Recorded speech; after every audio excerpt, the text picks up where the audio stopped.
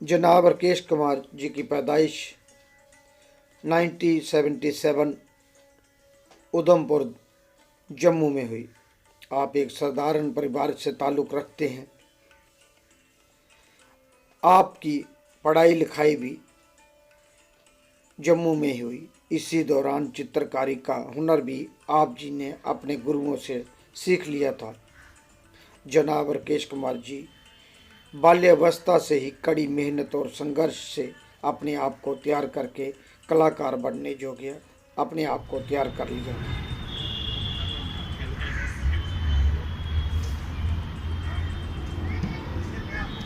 राकेश कुमार जी, आप इस बार गढ़ी कंटीन में हैं, तो कैसा लग रहा है आपको जहाँ पर? I'm feeling very happy, very fresh, energetic. And the vibration of Gadi is really very vibrant due to the artists, all artists available here who are very positive and working very hard in creative field. और आपके senior भी जहाँ बैठे हुए हैं और जो आपके जॉब में भी हैं और श्रीनगर में आपके साथ ही हैं। शफी सर के साथ मुझे हमेशा ही अच्छा लगा, क्योंकि जब से मैं जॉब से अभी तक इनके साथ मेरा एक connection as an artist, as a friend, as an intellectual जो हमारे एक दूसरे से टॉक होती है, वो इंटरेक्शन जो होती है वो हमेशा ही इंस्पायरिंग रहती है और काफ़ी मज़ा आता है उनके साथ। सभी सर, आपको कैसा लगा? आज आप सब एक ही जगह के बैठे हुए हैं। सबसे पहले मेरे को बहुत बड़ा प्लेजर भी मिला और सरप्राइज़ भी मिला, क्योंकि राकेश सर से मुलाकात मेरी कम से कम 3-4 महीने के बाद हुई। जल्दी में अचानक यहाँ पे ये और राकेश के इतने अच्छे कदम रहे कि एक बायर से भी आपकी बात हो गई जो लाखों की डील चल रही है। That is very fortunate for me.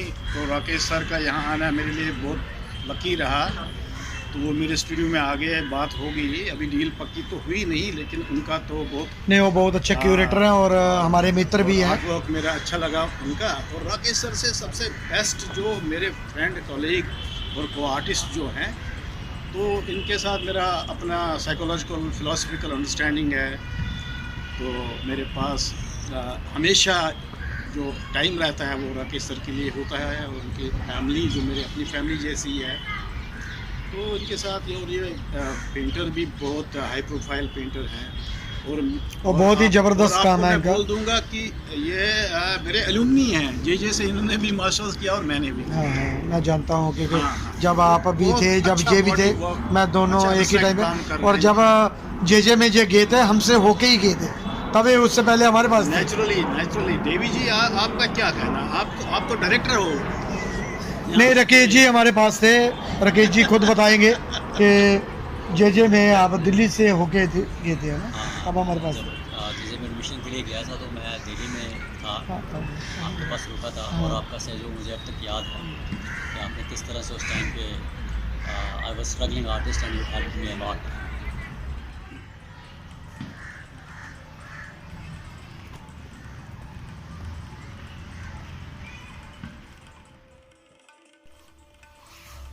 नमस्कार, आदाब, सत श्री अकाल। दो टूक सीधी बात प्रोग्राम लेकर एक बार मैं फिर आपकी खिदमत में हाजिर हूँ। जैसा कि आप जानते हैं, इस प्रोग्राम के बाबत हम आपकी मुलाकात करवाते हैं एक ऐसी शख्सियत के साथ जिन्होंने ज़िंदगी के किसी न किसी शूबे में एक ख़ास मुकाम हासिल किया है, अपनी एक अलग पहचान बनाई है। आज जिस शख्सियत को हमने इस प्रोग्राम में जन्नत दी है, उनका नाम किसी तारुफ का मोहताज नहीं है। कला की दुनिया में इनके नाम को सभी जानते हैं। आज हमारे साथ बेहद ही खास मेहमान राकेश कुमार जी, जो जम्मू के रहने वाले हैं, वो हमारे स्टूडियो में विराजमान है। नमस्कार राकेश कुमार जी, दो टूक सीधी बात में आपका स्वागत है। Thank you very much. Rakesh Kumar ji, आपका जन्म कहाँ हुआ और जब आपका बचपन जो था, बाल्यावस्था में आपने कला की शिक्षा किन गुरुओं से मिली? जी, मैं I was born in Udhampur and I have interest in painting from the very initial period of my life when I was studying in school. So I used to draw sketches on notebooks, and that interest led me towards exploration in painting. Rakesh Kumar ji, आपने BFA की जो पढ़ाई थी वो कहाँ से की? जी, I did my BFA from Jammu School of Art, Then I did my post graduation from JJ School of Art, and to coming from Jammu to JJ School of Art is a kind of a journey that incorporates a lot of things into my journey of learning art and expanding my vision in terms of visual language and perception.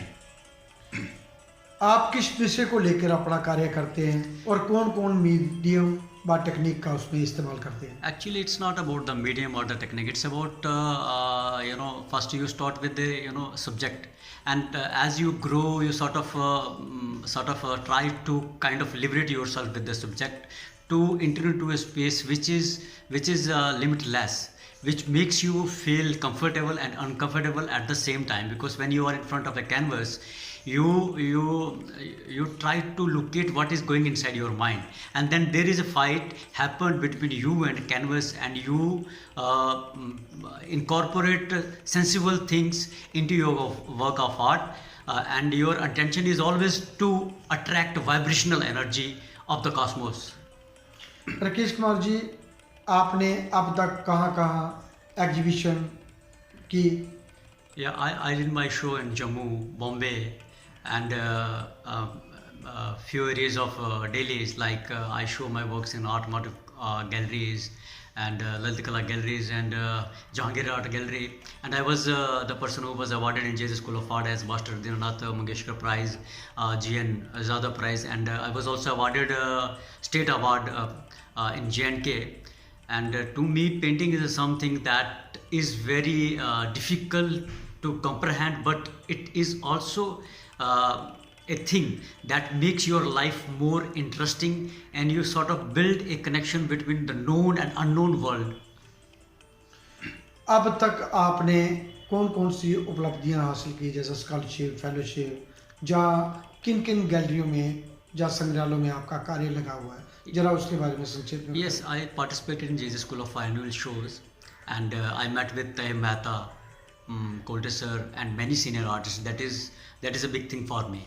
So far as the exhibition and all this concerned, it's a continuous process. It is happening, and I will constantly be active in this field. And I'm active in visual art, remaining while living in Srinagar, which is very tough.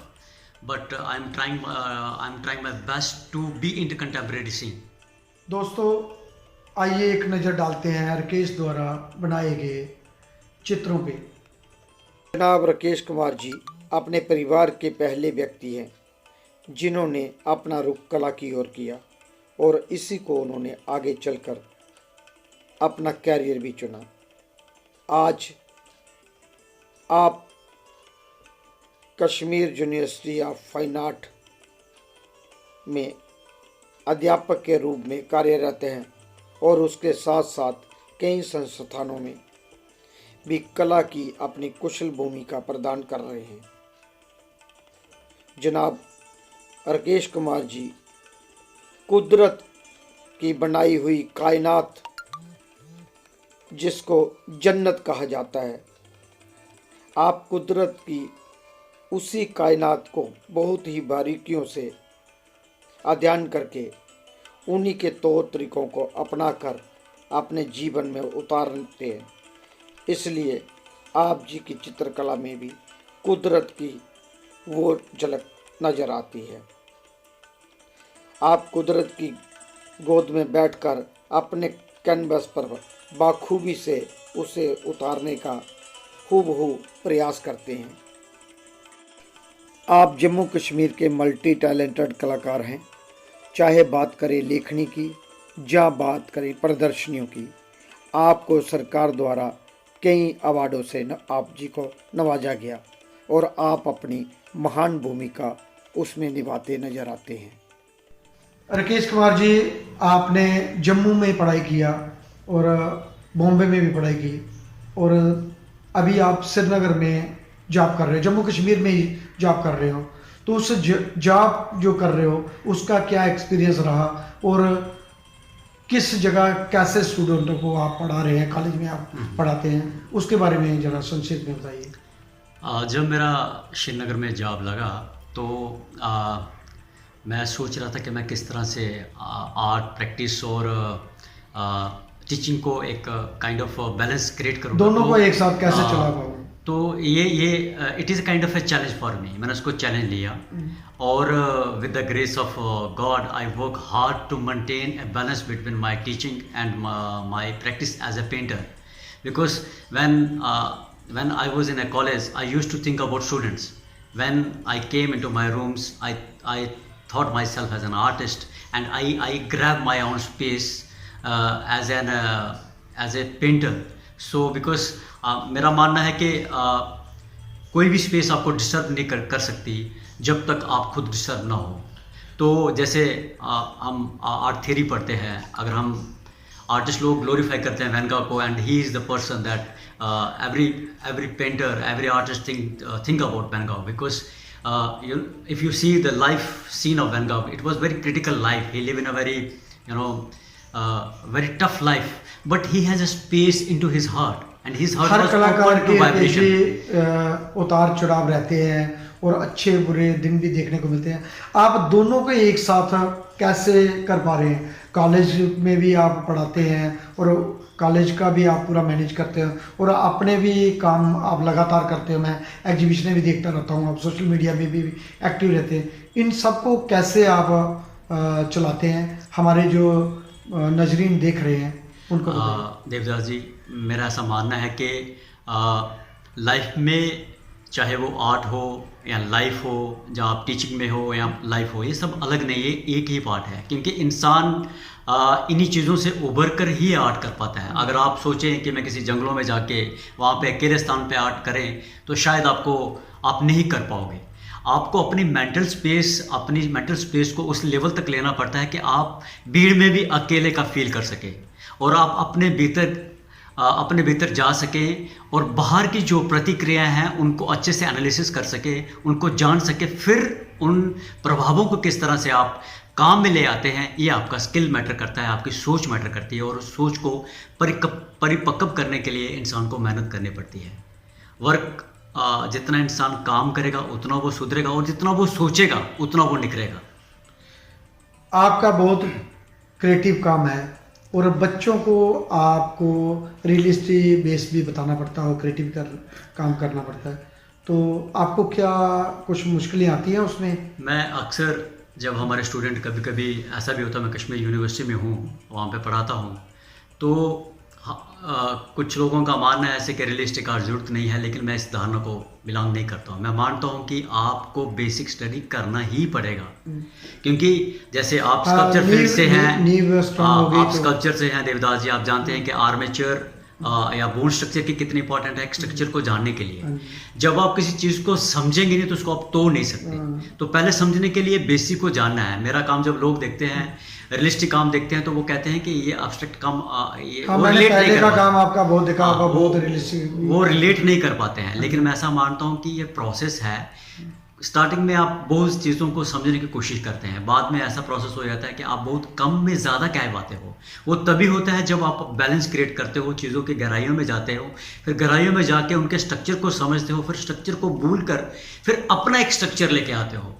वो अपने आप में बहुत बड़ी बात है, और उसके लिए आपको खुद भी तैयार होना पड़ता है और देखना पड़ता है कि मेरे एक तो आपके अंदर जो चल रहा है एक चीज़ वो है, एक जो कैनवस पे बन रहा है वो एक अपना वर्ल्ड है, और एक जो स्कल्पचर पे क्रिएट हो वो अपना वर्ल्ड है। उस वर्ल्ड के बारे में आप किस तरह से देखते हो, कैसे समझते हो, मतलब खुद की आंख खोलना बहुत जरूरी है। आपको स्वयं का क्रिटिक बनना चाहिए और दूसरों के व्यू को भी समझना चाहिए, क्योंकि हम इस दुनिया में आए हैं सबका खुद का ही नहीं होता, मैंने जो कर दिया वही मासूम हो गया, सबका व्यू लेने चाहिए। दूसरा मैं ऐसा मानता हूँ कि maximum wherever I go I feel that people is more filled with the ego. I feel ego is the biggest block in learning, so you have to break your own ego. and painting जब आप करते हैं, art करते हैं, तो आपको हर समय लगता है कि अभी मैं जो जाना है ये खत्म हो गया, अब मुझे कुछ नया जाना है। तो नया जानने का जो प्रोसेस है ये आदमी की ईगो को ब्रेक करता है, और नया कुछ लाने की जो तमन्ना है वो इंसान को कलाकार बनाती है। राकेश कुमार जी, आप जम्मू में भी रहे और श्रीनगर में भी काम कर रहे हैं और बॉम्बे में भी, दिल्ली में भी आप रहे, तो आपको क्या लगता है कि जम्मू कश्मीर में आपको जब कार्य करते हो किन किन कमियां लगती है कि उधर क्या क्या और होना चाहिए जिससे कला और कलाकार को बढ़ावा मिल सके? मैं मानता हूँ कि जम्मू कश्मीर टैलेंट से भरा हुआ है। क्योंकि एक तो मैं बॉम्बे में था, तो बॉम्बे में आपको शायद कि नेचुरल सराउंडिंग कम ही मिले, लेकिन हमारे जम्मू कश्मीर में रंगों की भरमार है, सराउंडिंग की भरमार है, और कला भी परिपक्व है लोगों में, इतनी समझ है लोगों में कि, लेकिन ये है कि उसको प्रोजेक्शन करने के लिए साधन कम है। वहाँ पे वर्कशॉप होनी चाहिए, वहाँ पे इंटरेक्टिव सेशन होने चाहिए आर्टिस्टों के, आर्ट एप्रिसिएशन कोर्स होने चाहिए, गैलरी काइंड ऑफ अपॉर्चुनिटी होनी चाहिए जो मेट्रोपॉलिटन सिटीज़ में लाइक बॉम्बे में, वहाँ पे टैलेंट बहुत ज़्यादा है और स्टूडेंट काफ़ी ज़्यादा उत्सुक हैं चीज़ों को जानने के लिए। तो देवीजा सिंह, मेरा आपसे भी आग्रह है कि किसी तरह के इस तरह के कैंप और वर्कशॉप वहाँ पे करवाइए। जितने भी हमारे दर्शक नाजरीन जो देख रहे हैं, जहाँ जितने भी आला अधिकारी सरकार में बैठे हैं, उनको ये समझने की और सुनने की बहुत ही ज़्यादा ज़रूरत है कि जम्मू कश्मीर में कला के नाम पे ज़्यादा एक्टिविटियाँ नहीं हो रही हैं, जबकि आपने बहुत बढ़िया बोला कि बाहर टैलेंट भरा हुआ है और प्रतिभा इतनी है, उनको निखारने की ज़रूरत है। सरकार अगर कैंप और वर्कशॉपें और स्कॉलरशिप, फेलोशिप और उधर स्पेस जैसे ललित कला अकेडमी जहाँ सेंटर बनाए हुए हैं, अगर वहाँ पर भी बनाए, क्योंकि जम्मू कश्मीर, लद्दाख और पंजाब सब साथ साथ पड़ता है, बॉर्डरी इलाके हैं, तो आने वाली जो नई पीढ़ी है उनको बेनिफिट मिल सकते हैं। जी बिल्कुल, अगर इस तरह से कुछ चीज़ें हैपन होना शुरू हो आर्ट के लेवल पे, तो मैं समझता हूँ कि ये अपने आप में एक बहुत बड़ी बात होगी। यंग जनरेशन जो है, आने वाली जनरेशन है, उनके लिए आर्ट में काफ़ी कुछ हो सकता है और वो करने के लिए तत्पर हैं, लोग कम आते हैं। इससे अगर इस तरह की एक्टिविटियाँ होती रहेंगी, उनमें ज़्यादा रुझान पैदा होगा और वो इस ओर आगे आएंगे। जी। बहुत सारे कलाकार हैं जो वहाँ पर रहते हैं, लेकिन ज़्यादा सक्सेस नहीं हो पाते।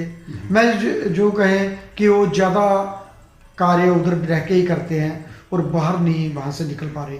इसका क्या कारण है? जहाँ आपको क्या लगता है, बाहर निकलना चाहिए या उधर ही बैठे रहना चाहिए? बिल्कुल, आप कोई चीज़ क्रिएट करते हो तो उस क्रिएशन के लिए भी आपकी रिस्पॉन्सिबिलिटी बढ़ती है, क्योंकि आप केवल अपने लिए क्रिएट नहीं कर रहे हो। आप जब क्रिएट करते हो तो आपका पर्पस ये भी होता है कि आप किसी को दिखाएं। आप एप्रिसिएशन के लिए भी करते हो, आप ये भी चाहते हो कि कोई मेरा काम देखे, समझे ना समझे जो उसकी समझ है, लेकिन आपका कहीं ना कहीं आपकी साइकोलॉजी में ये रहता है कि मेरा काम कोई देखे और उसके बारे में मेरे साथ डिस्कस करे। इसके लिए हमें बाहर जाना चाहिए, लोगों से मिलना चाहिए, लोगों का परसेप्शन सुनना चाहिए। हर एक इंसान अपने ढंग से चीज़ें देखता है, उनका परसेप्शन समझकर फिर अपने परसेप्शन, हमारा परसेप्शन क्या बोलता है, क्या हमें चाहिए, उन चीज़ों के बारे में हमें एनालिसिस करना चाहिए और अपनी एक राह को पकड़कर ईमानदारी से उस पर चलना चाहिए। तभी जाकर हम उस जो मंजिल हमने तय की है वहाँ पे पहुँच सकते हैं। राकेश कुमार जी, मेरा एक सवाल था कि जो वहाँ की युवा पीढ़ी है जो उधर कॉलेज से निकलते हैं, तो वो MFA के लिए क्या बाहर उनको जाना चाहिए, जहाँ आज सोशल मीडिया इतना हावी है कि वहाँ रह के भी वो काम कर सकते हैं? नहीं, एक्चुअली आदमी को घूमना बहुत ज़रूरी है, क्योंकि जितना आदमी एक वास्ट स्पेस पे ट्रैवल करेगा उसको कल्चर के बारे में समझ आएगी, वहाँ के स्पेस की समझ आएगी, वहाँ के लोगों की समझ आएगी, वहाँ के डिफरेंट कलर किस तरह से है वो पता लगेगा। जैसे हमारे जम्मू कश्मीर में रंगों की भरमार है, लेकिन अब कुछ स्टेट ऐसी है वहाँ पे आपको रंग उस तरह के कलर दिखेंगे, तो आपके लिए वो एक्सपीरियंस होगा, एक नई खोज। वहाँ का कल्चर डिफरेंट होगा। जैसे अगर आप आदिवासी कल्चर को स्टडी करेंगे, मे भी वहाँ से आपको कुछ ऐसे फॉर्म मिल जाएं जो शायद आप रिलेट कर पाएँ अपने काम के साथ। जैसे पाल गोगा थे, उन्होंने आदिवासी वर्ल्ड को एक्सप्लोर किया और उन्हीं में से उसका फॉर्म क्रिएट किए। वैन गॉग गरीब लोगों के बीच में रहे, उनकी पोटैटो ईटर पेंटिंग बहुत फेमस है। उनके बीच में रह के उनकी लाइफ वो किस तरह से जीते, किस तरह से मेहनत करते हैं, उस सबको उसने आत्मसात किया, फिर काम क्रिएट किया। इसलिए सोसाइटी में जाके ही हमें काम करना पड़ता है, फिर ही हमारी समझ क्रिएट हो सकती है। जब हम मिलजुल कर चीज़ों को समझने का प्रयत्न करेंगे और उसको अपने तरीके से प्रोजेक्ट करेंगे। और मैं ऐसा भी मानता हूँ कि आपको ज़्यादा एप्रिसिएशन के पीछे भी नहीं भागना चाहिए कि कोई मेरा काम पसंद करेगा तभी मैं काम करूँगा। काम आप एक अर्ज को लेकर करते हैं, उस अर्ज की जैसे जैसे आपको समझ में आती है तो आपकी प्यास और बढ़ती जाती है। जैसे जैसे कलाकार एक काम करता है उसका एक काम उसको अपने आप में कुछ सिखा जाता है, दूसरे काम की तैयारी हो जाती है। तो एक प्रोसेस है, लाइक वाटर एक कंटिन्यूस प्रोसेस में चलता रहता है, ऐसे इंसान को भी चलते रहना चाहिए और इससे उसकी फ्रेशनेस भी मेंटेन रहती है। अगर आप एक जगह में पड़े रहें तो जैसे एक तालाब होता है, उसमें बदबू सी आने शुरू हो जाती है, उस तरह से इंसान के साथ भी हो जाता है। So one should move because movement is a life and one should be into that process of movement so that he learns and at the same time he teaches that learning to the people around him.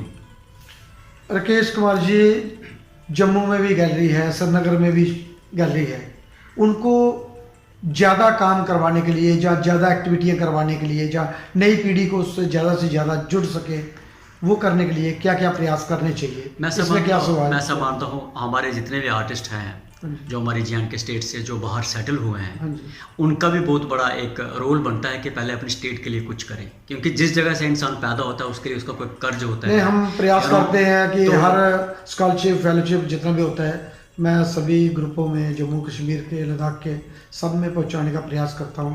लेकिन जो वहां बैठे हैं वो भी अगर थोड़ा करें, एक कदम हम चलें, एक कदम वो चलें, तो शायद मंजिल को हम सब पा सकते हैं। बिल्कुल बिल्कुल, ये सब मिलजुल के करने वाली बात है। अगर हम किसी चीज़ को पॉजिटिव एंगल से देखें तो पॉजिटिव हैपन होता है। हाँ, अभी नई सरकार बनी है, नई सरकार है, वो बहुत कुछ करना चाहती है। वहाँ जितने भी बैठे कलाकार लोग हैं या जितने भी हमारे सीनियर हैं, अगर वो भी एकजुटता दिखाएं आपस में मिल के, तो बहुत सारी चीज़ें वहाँ बन सकती हैं, बहुत सारी एक्टिविटियाँ हो सकती हैं। देवदास जी, मैं बीइंग ए टीचर, मेरी तरफ से मैं ये मानता हूँ, मेरे जितने भी कुलीग हैं वो सब इंटरेस्टेड हैं कि इकट्ठे मिलकर कुछ एक्टिविटी की जाए और आर्ट को एक प्रोजेक्ट किया जाए नेशनल लेवल पे, इंटरनेशनल लेवल के लिए। उसके लिए हम सब कलाकार तैयार हैं, क्योंकि हम भी चाहते हैं बाहर से कलाकार आएँ और हमारे स्टूडेंट्स को एक्सपोजर मिले और वो उनको भी आर्ट फिल्म में आना उनका सक्सेसफुल हो, क्योंकि हर कोई किसी आशा के साथ आता है और वो आशाएं पूरी करने के लिए मेहनत करनी पड़ती है। बाकी J&K में बिना मेहनत के कुछ नहीं मिलेगा, ये तो सही बात बोला। बाकी सब स्टूडेंट वहाँ पे टैलेंटेड हैं और अपने आप, अभी बहुत सारे स्टूडेंट बाहर निकल भी रहे हैं, आप लोग उनको रास्ता भी दिखाते हैं, क्योंकि आपने खुद भी बाहर से ही किया है और आपने सब उतार चढ़ाव देखे हैं, और हम सब मिडिल फैमिली से आए हैं, और मैं आपको अच्छी तरह कॉलेज टाइम से जानता हूं। राकेश कुमार जी, चित्रकला के अलावा आप और कौन कौन सी एक्टिविटियां आपको अच्छी लगती हैं, या सिंगिंग, म्यूज़िक, या कुछ भी जो आप इसके अलावा क्या करना अच्छा लगता है? म्यूज़िक बहुत पसंद है और म्यूज़िक से इतना गहरा रिलेशनशिप है कि जब मैं पेंटिंग करता हूँ तो म्यूज़िक के बिना शायद मेरे लिए करना संभव ना हो। म्यूज़िक एक कनेक्शन बिल्ड करता है, क्योंकि मैं ऐसा मानता हूँ कि साउंड जो है ये बचपन से अंत समय तक हमारे साथ रहती है और इसका कनेक्शन जो है हमारी इनर बीइंग के साथ है। तो किसी को क्लासिकल पसंद आता है, किसी को कुछ, वो अपना एक तरीका, जैसे जिसका टेस्ट है उस हिसाब से इंसान चीज़ों को पसंद करता है। लेकिन म्यूज़िक के साथ मेरा गहरा कनेक्शन है और मुझे बच्चों के साथ टाइम स्पेंड करना बहुत पसंद है, क्योंकि मैं ऐसा मानता हूँ कि आर्ट में जब आप बच्चों जैसी फ्लेक्सिबिलिटी, बच्चों जैसा स्पॉन्टेनियस बिहेवियर लेके आते हो तो आप अपने आप में सक्सेसफुल कलाकार हैं। क्योंकि हम जैसे जैसे ग्रो होते हैं तो हम अपनी साइकोलॉजी को, हम अपनी चीज़ों को बहुत ज़्यादा भर देते हैं। उस भरने से क्या होता है कि लॉट ऑफ इन्फ्लुएंसेस से होकर हमारा काम इन्फ्लुएंसेस में ही गुजरते रहता है। लेकिन कला में जैसे इंसान निखरता है, धीरे धीरे वो चीज़ों को छोड़ता है और अपने भीतर की जर्नी को तय करना शुरू करता है। अपने भीतर मतलब दूसरे के भीतर, because we are basically connected with each other in many ways. So thing is to understand that concept in an intellectual term and as well as practical term. Rakesh Kumar ji, आप नई जो युवा पीढ़ी हमारी देश विदेश में, जहाँ हमारे अलग अलग भारत के हिस्सों में बैठी है, उनको क्या मैसेज देना चाहते हैं अपने कला के माध्यम से? मैं कला की बात भी करूँगा कि कला के माध्यम से मैं ये कहना चाहता हूँ कि मैं पेंटर हूँ, तो मेरा कुछ एक लक्ष्य है कि मैं किस लेवल पे अपने आप को लेके जाना चाहता हूँ। इस तरह से हर एक इंसान को अपने जीवन में अपना लक्ष्य तय करके फिर उस लक्ष्य के, उस थॉट को ही अपने ऊपर इतना हावी करना चाहिए कि उसको उसके सिवा कुछ ना देखे। तो ये जब इंसान इस तरह का परसेप्शन करता है तो ऑटोमेटिकली उसकी डिस्ट्रैक्शन कम हो जाती है। डिस्ट्रैक्शन जब कम होती है तो फिर आपका फोकस बढ़ता है, जब आपका फोकस बढ़ता है फिर आपका काम होता है। तो it is more about concentration and giving more space to your thought and your being. Rakesh Kumar ji, आप Lalit Kala academy regional centre Garhi studio में आज आए हैं, तो आपको जहां सब कलाकारों से, आपका काफ़ी कलाकारों से भेंट भी हुआ और मिले भी, और कैसा बिहेवियर किया आपके साथ? जहाँ मैं तो बस स्पॉन्टेनियस जैसे पेंटिंग करती है उस तरह से मैं आज यहाँ पे गढ़ी सेंटर में आ गया। आपसे मुलाकात हुई, शफी सर से मुलाकात हुई और बाकी आर्टिस्टों से मुलाकात हुई। तो वाइब्रेशन यहाँ का काफ़ी पॉजिटिव है। स्टूडियो में लोग, आर्टिस्ट लोग काम कर रहे हैं, उनका काम देख के एक पॉजिटिव एनर्जी मिलती है, क्योंकि अल्टीमेटली आर्टिस्ट के पास काम ही सब कुछ है। हाँ, इसके सिवाय कुछ हमारे आसपास में घटता भी नहीं है और ना हम देखते हैं। बिल्कुल। एक फिल्म मेकर अपनी फिल्म के थ्रू कुछ कहता है, हम रंगों के थ्रू कहते हैं, आप स्कल्पचर के थ्रू कहते हैं। हाँ, तो उस मीडियम से जब हमारा इंटरेक्शन होता है तो अपने आप में वाइब्रेशन पॉजिटिव हो जाती है। इसलिए मिलना जुलना और आपस में बात करना, ये मन के द्वारों को खोलने का एक माध्यम है। तो इसलिए मिलना जुलना और कला के बारे में बात करने से इंसान के काफ़ी संशय दूर होते हैं। और and it feel likes that you opens lot of things within yourself and a sense of peace permeates in your being. धन्यवाद राकेश कुमार जी, आप 2 टूक सीधी बात प्रोग्राम में हमारे स्टूडियो में आज विराजमान हैं। Thank you very much Devdas ji. आप बस आपके साथ बैठा था और इस तरह से एक बातचीत हो गई, मुझे खुद काफ़ी अच्छा लगा आपके बारे में जानने में। और यहाँ जी, हमारा एक छोटा सा प्रयास रहता है जो पूरे हिंदुस्तान में ही नहीं पूरे वर्ल्ड में पहुँचाने का एक प्रयास करते हैं। यस, ये बहुत अच्छा एक प्रयास है आपका, क्योंकि इससे लोग आपस में एक दूसरे को जान पाएंगे, एक दूसरे के विचारों की परख होगी और एक दूसरे के काम किस तरह से आदमी सोचता है, किस तरह से जीवन को व्यतीत करता है, उसके बारे में समझ पड़ेगी। इट इज़ वेरी, ये हमारा प्रयास था कि कला और कलाकार को प्रमोट करना और आपके द्वारा आपके किए गए कार्य लोगों तक पहुंचाने। Thank you very much, I am really very thankful to you. धन्यवाद राकेश कुमार जी। ये थे हमारे साथ आज राकेश कुमार जी जो जम्मू के रहने वाले थे। दोस्तों, अगली बार मैं फिर मिलूंगा किसी नई जगह, किसी नई शख्सियत के साथ। तब तक देवीदास खत्री को दे इजाज़त। जय हिंद, वंदे मातरम। धन्यवाद।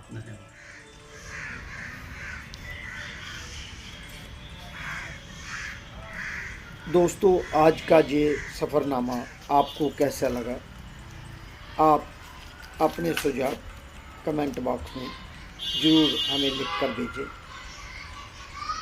धन्यवाद।